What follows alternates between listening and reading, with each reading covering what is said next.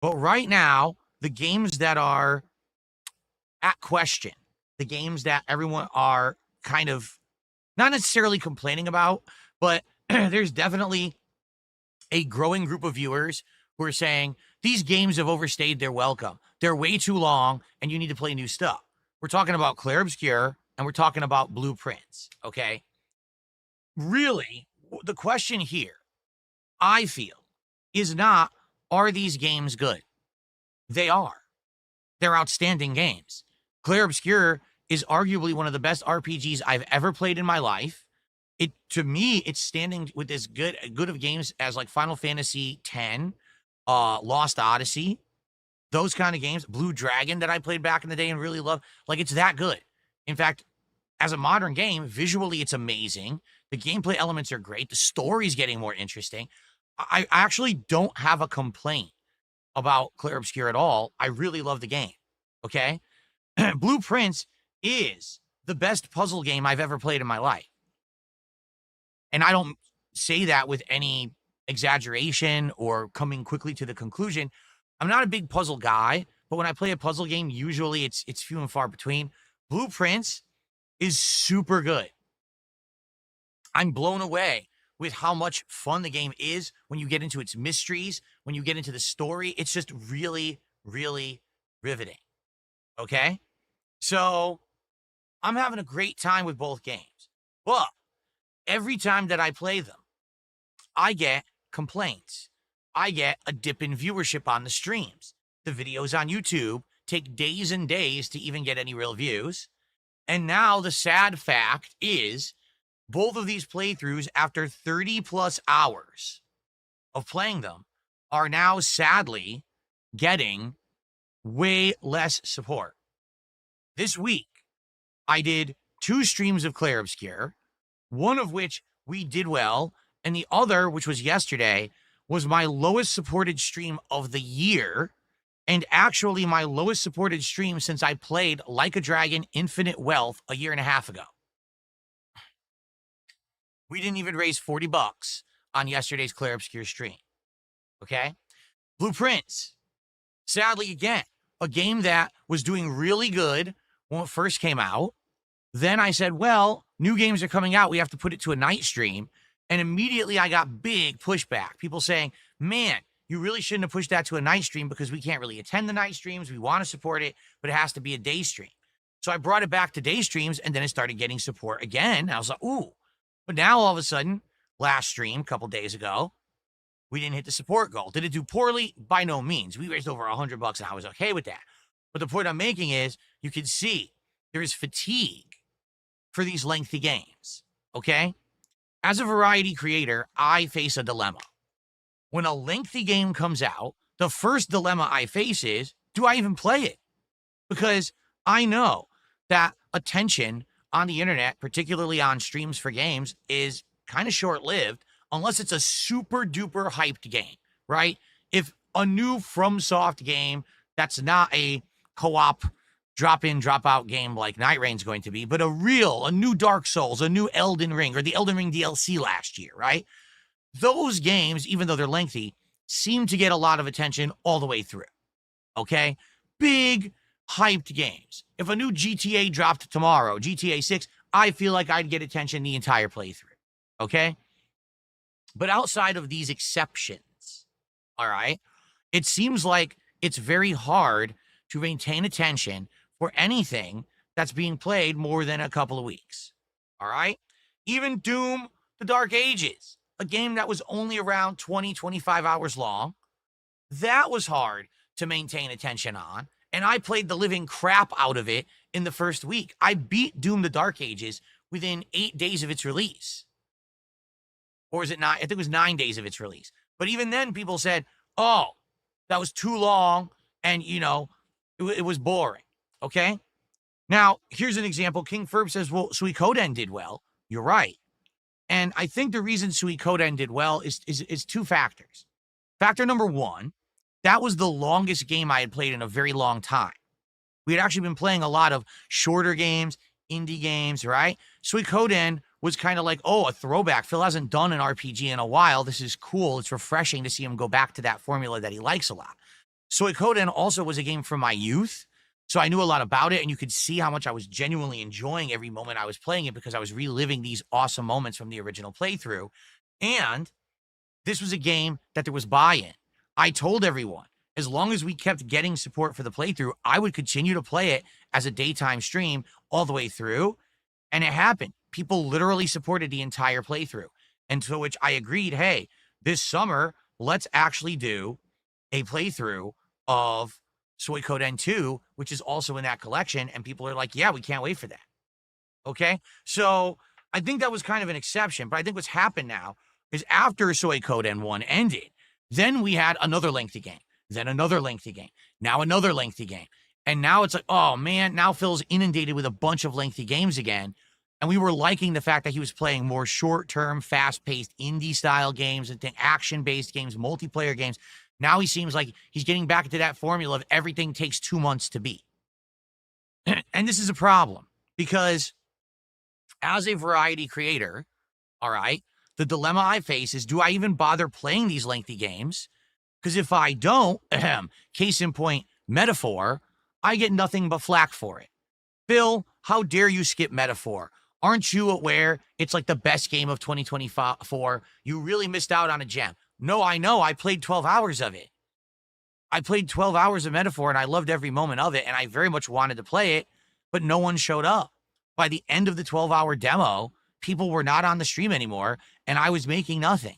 So in the viewership and support, people were telling me they didn't want this playthrough, so I didn't do it. Then everyone yelled at me after the fact. So what was I supposed to do? You guys know I'm a variety creator, and you know that I don't just sit here and play one game nonstop for 2 weeks. So when you're looking at a game that's going to be a 40 to 60 hour playthrough, you always have to understand something. That will mean that's a 2-month playthrough for me.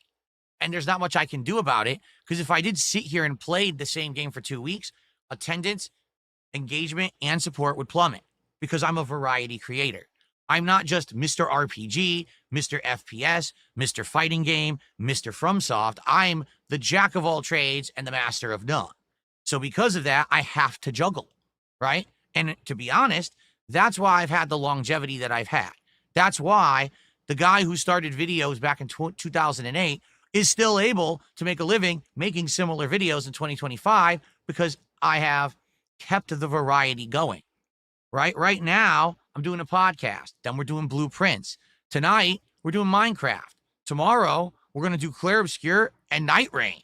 Then there's going to be fighting games on Friday. Every stream, you get a different audience. And the audience that likes that particular game will show up, engage, and support with that game, but may not show up for the other. So even though you look at my stream and you say, oh my God, Phil only has 150 viewers on his podcast and his videos of the playthrough are only getting 200, 300 views. Yes, but you have to understand that that is separate from my overall viewership. My overall viewership is each game has a pocket of viewers that comes to enjoy it. And they'll come back when there's another game that they're interested in, you see? So you have to understand that. And a lot of people don't, all right? The reason I'm here is because of the variety. Because some people say, well, if you just played Clair Obscur nonstop for 2 weeks, you would have beaten it and then no one would be bored and you wouldn't have the problems you're having right now. Yes, and by the time that the first week ended, 80% of my viewership would have complained, tuned out, not come back, and I would have went out of business. That's not an exaggeration. People are here for variety. That's what DSP gaming is all about and always has been. I can't just play one game nonstop for 2-3 weeks. So because of that, do I play lengthy games? That's even question number one. Do I even bother playing them? Because when in a case of a game like Clair Obscur, I absolutely love this game. But now when I play it, I get people yelling at me, telling me, oh, I did it all wrong. What do you mean I did it all wrong? Oh, well, you're doing side content. That's boring. All we want is story. Wait a minute. Back in the day, when I was a full-time YouTuber, okay, before I became a streamer, my methodology was, on release day, run to GameStop, buy all the new releases, bring them home and unbox them, immediately start playing them, and literally rush through the game as fast as I could. Do not take time to take in the scenery. Do not explore Do not do side content. Literally full speed to the finish line. Because if I could be the person who would play through that new game as fast as I possibly could, okay, and then get that playthrough out fully on YouTube, I could be on to the next game, and I could trade in that game right away to get almost maximum value back when you could actually trade in games for high value. Those times are long gone. And I could be on to the next. This was the way I operated on YouTube. And this got me incredible notoriety, huge views, and made me Mr. New Playthrough. People always came to DSP Gaming because they knew, dude, within 2 days of a new game out, Phil beat it. And we could see the whole playthrough and judge for ourselves if we want to play it or not. This is great. That was my catch. That is what I was known for on the internet, okay? But what ended up happening was that over the years of, say, 2010, 2011, 2012, the internet started to push back against me and said, we don't like this methodology anymore. We don't like the way you conduct yourself, because what's happening is you're rushing through games so fast. You're not seeing the real game. You're only seeing this one very narrow portion of the game that's narrative, and you're skipping everything else. So how can you fairly judge a game, give an opinion on it, review it, and tell us if you like it or not, if you are literally running for the finish line and skipping a vast part of the content of each and every game that you play? Okay?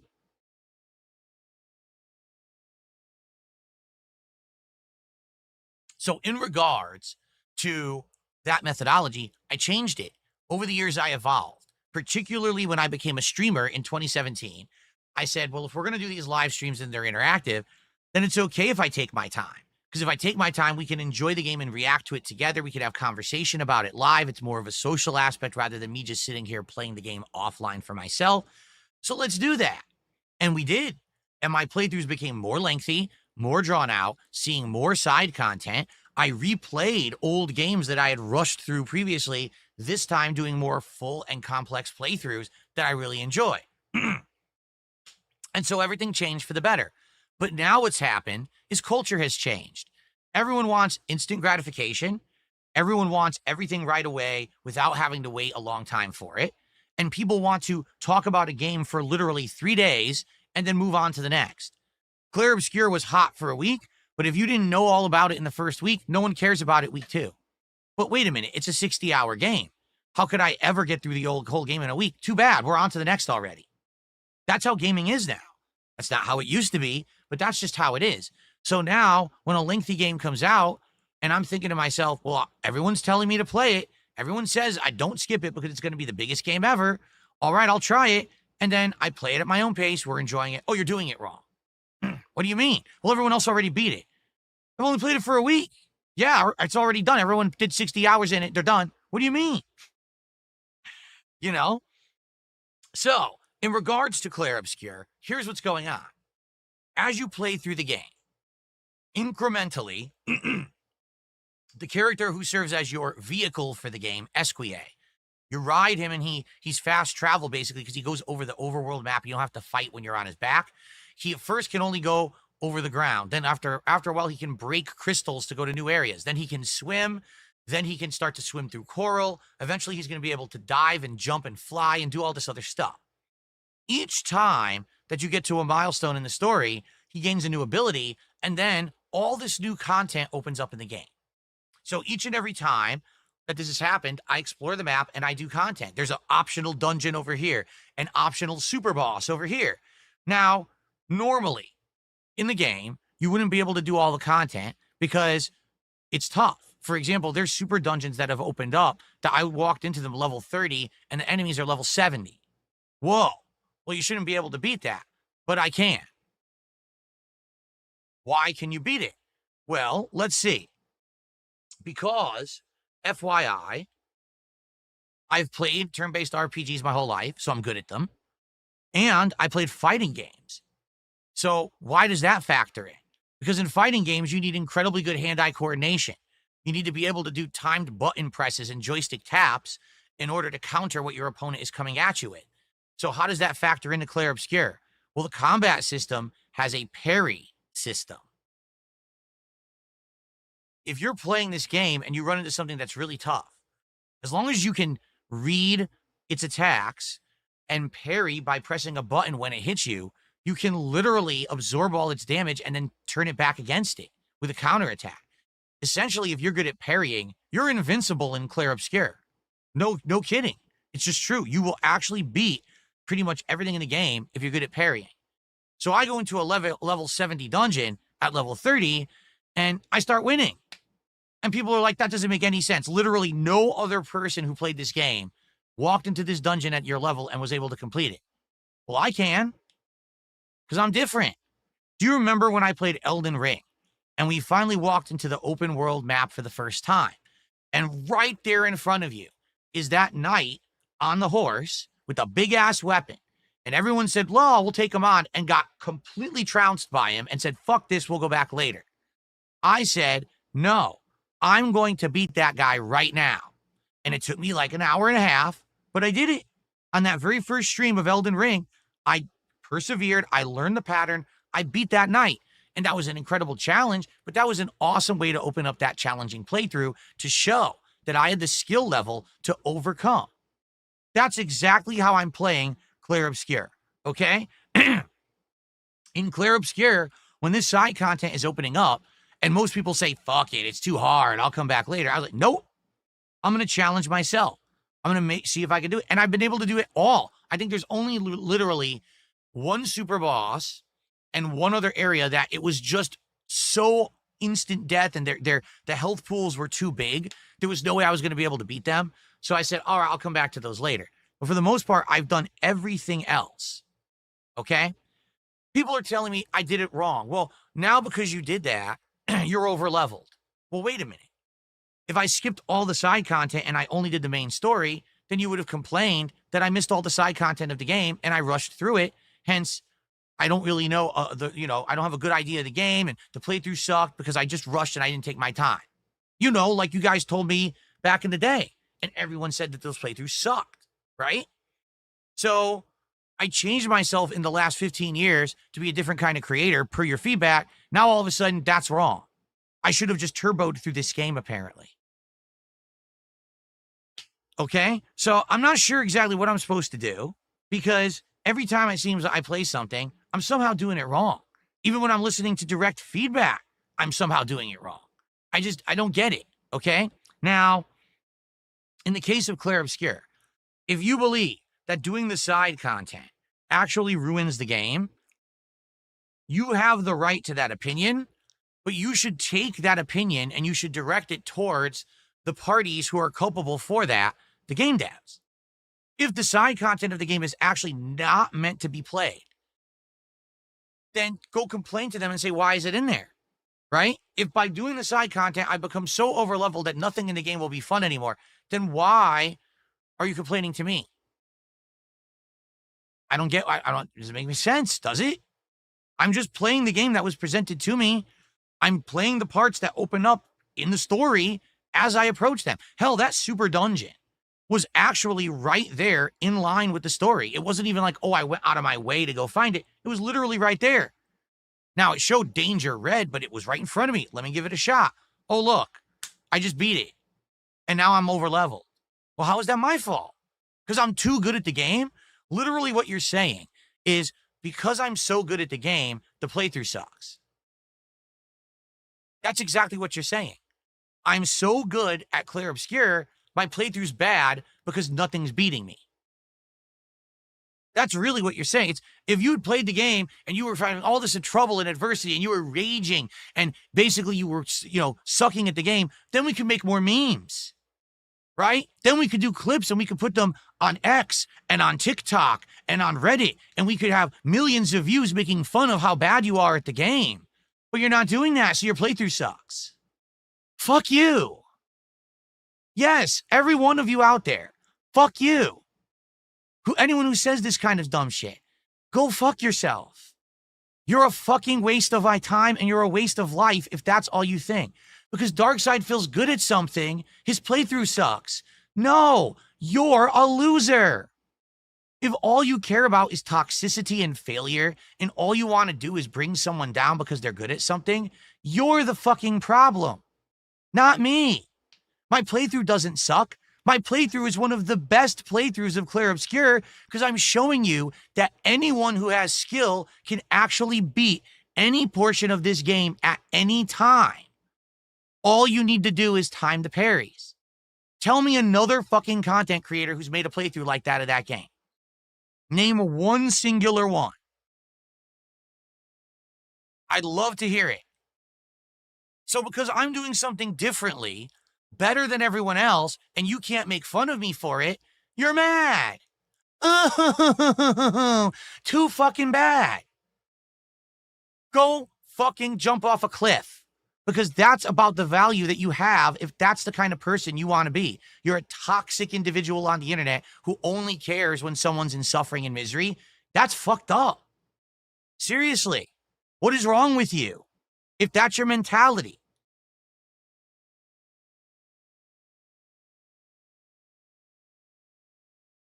Now, let's continue positively, okay? What I want to do moving forward is actually figure out, do I play lengthy games? Because I don't see a way to do it and keep attention on me, to be honest. I feel like the modern gaming industry, you literally only get, sadly, a week to talk about a game. After that, it's absolutely true that everyone's on to the next topic, on to the next trend, on to the next thing. This is why I've told you guys for years, I'm apprehensive about actually playing lengthy games. Okay? I don't know what else to do because I don't know how to make those playthroughs viable. I don't know how to make them work. Even if I had rushed through Clair Obscur and only done the story, people would have said the playthrough sucked because you didn't do the content. So now I beat the content that's challenging and I master the game, and people say your playthrough sucks. I think we see a problem here, and the problem isn't me. The problem is you. Because you're so fucking toxic. People out there who are never satisfied at all, no matter what I do. I can't please those people. Do you understand? It doesn't matter how I play a game, they're always going to whine and bitch and complain about it.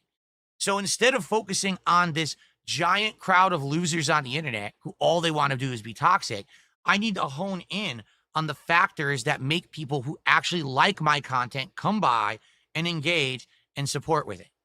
So the question is, what happened with Clair Obscur where we were getting that attention, we were getting that support, and all of a sudden, yesterday it fell off? What happened with Blueprints that we were having people come by and say, listen, please make this a day stream because we love this game and we want the playthrough to continue and we'll support it, but then we're not getting that support anymore. What happened, right? What's the change? Is it because it's too long? In the case of Blueprints, it really, really baffles me because we're actually now unraveling the game-long mysteries that have been big questions the entire time. And now we're getting those answers and we're getting near the end of the game. We've opened 3 out of the 8 final doors. We're starting to piece together the clues we can do to solve the puzzles behind those doors. And that's literally the end of the game. So what's next, right? Like why are we losing audience? Why are we losing support for Blueprints? I'm actually stumped. And this is what I want to hear. I don't want to hear, oh, your playthroughs suck, you're boring. It's not. That's the toxic peanut gallery being toxic. Those are the people who will never admit that I've done anything good. These are the people that will crap on me no matter what. The same people who said, oh, look at this, making fun of Phil playing Doom, when literally that's what everyone did in that room in Doom because it was full of explosive barrels. But you use me as the scapegoat and you take it out of context to get a meme for yourself and get millions of views of clickbait because you're a fucking lying loser. Okay? I don't care about that. What I care about is my core audience of people who will come by and actually engage and support me for these playthroughs. So the question is, what's changed? So I'd like feedback. I'd like genuine feedback. What do I do with Clair Obscur and what do I do with Blueprints? I've invested over 30 hours into each game. I love the games. I feel that the playthroughs are great. So what is going on that I need to change? Do I need to change the schedule? What do I do? I honestly don't have the answers, but it's frustrating because when I finally invest this much time into games because you guys asked me to, by the way, I didn't even know about Blueprints, had no idea it existed. You guys convinced me to play it. I love it. Now I'm at fault for playing it. Every time I play it, the toxic bitches, oh, why are you playing this? Go away. Come back when there's something that gets your really bad ADD attention span and stop bothering us because we're enjoying Blueprints. Okay? I don't need to hear the toxic shit. We don't. Okay? I'm just tired of it. Tired of hearing this buzzing that really doesn't matter because those people never support my content anyway. So why do I have to hear it? It doesn't mean anything, right? It's just a bunch of fucking noise to annoy all of us.